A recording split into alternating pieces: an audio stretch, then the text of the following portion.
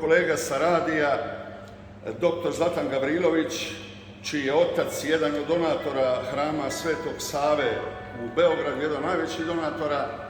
Inače, da tako kažem, i moj zemljak, rođeni smo 2-3 broja udaljeni u Dubrovniku i u Adelaidu, radimo na srpskom radiju. Zlatane, kakva su tvoja razmišljanja, kako naša djeca ovdje daleko od otadžbine postižu da sačuvaju tradiciju, jezik i vjeru? Prije dosta vremena, kad je došlo do velike migracije sa prostora Balkana, zahvaljujući ratnim prilikama, bilo je puno više djece nego danas. Ali smo i ovim brojem danas dosta zadovoljni. U svakom slučaju, preko Srpskog radija i preko zajednice Sobno-Školske crkvene školske općine, srpske općine u Adelaidu, mi pokušavamo sačuvati tradiciju srpstva u Adelaidu i Australiji. Hvala Zlatane, nemamo puno vremena zato što ćemo naravno veći dio posvetiti našoj djeci i recitacijama.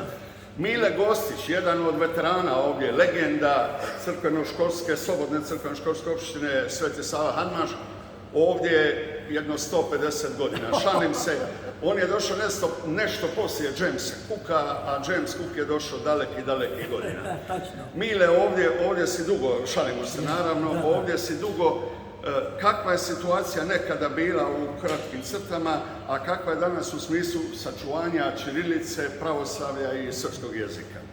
Pa bilo je teško i naporno tokom ovih decenija, ali mi smo uspjeli, ne samo prva generacija nas koji smo došli ovdje, nego i druga generacija, znači naša deca, zatim treća generacija, deca naše dece, kao ovdje moj mali unuk Andreja i unuka Milica, koji znaju fino da pevaju na srpskom jeziku, idu u školu gdje uče srpski jezik također, a i ovdje pri nedeljnoj školi u crkvi uče srpski jezik. Inače, ja sam od penzionera i mi penzioneri imamo penzionerski klub gdje se sastajemo četvrtkom i zajedno ručavamo, igramo šah, igramo karte, imamo šahistu našeg jednog brata Miloša ovdje, imamo dosta šahista. I tako da se družimo i da održimo naša vrata otvorena. Jest da su vremena teška iz više razloga, ali mi smo borci, borimo se i borit ćemo se. Dobro, hvala Mile, a sada ćemo prepustiti mikrofon, kao što si rekao, tvojoj zlatnoj unučici i unuku. Oni će za sve naše đake, za sve učenike u Šumadiji i u Srbiji otpjevati, pa bolje da vam ne govorim, vi ćete sada čuti kako to oni rade. Zapamtite, oni su daleko od otadžbine, oni su u Adelaidu. Ovo je pozdrav svoj djeci i gospodinu Srđanu Stanišiću, koji se godinama trudi da kulturom prije svega održi srpstvo na nivou kako treba da bude, na nivou kako su Srbi nekada radili i ako Bog da nastavi buduće. Još samo da kažem, ovdje smo u novouređenoj sali na Hanmašu, a kad oni završe pokazat ćemo vam i našu crkvu ovdje u kojoj svake nedjelje održavamo bogosluženje.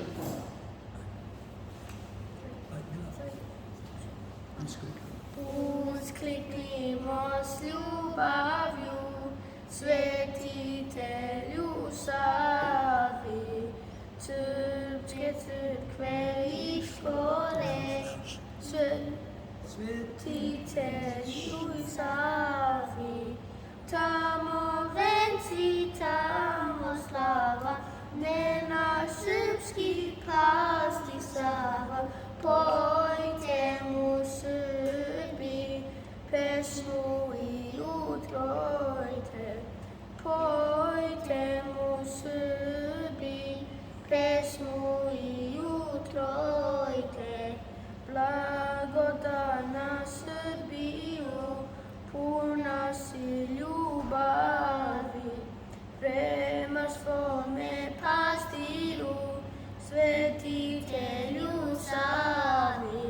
Selo srpsko slavi Sava, Svetog Otca, Svetog Savu. Pojte mu Srbi, pesmu i utrojte. Pojte mu Srbi, pesmu i utrojte. Eto, zahvaljujemo, čuli ste kako to rade naša dječica, nažalost nisu ni dio njih mogli da danas dođu zbog toga što je, kao što znate, u Australiji su vrlo stroge mjere borbe protiv COVID-19, ali nadamo se da za prvi put i ovo što ste čuli podsjetit će vas na to da mi daleko od otadžbine čuvamo srpski jezik, čuvamo svetosavlje i čuvamo pravoslavlje.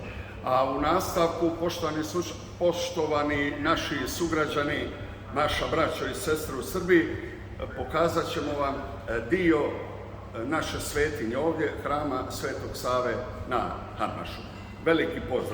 Veliki pozdrav mašemo u Srbiju. Doviđenja. Pozdrav. Da.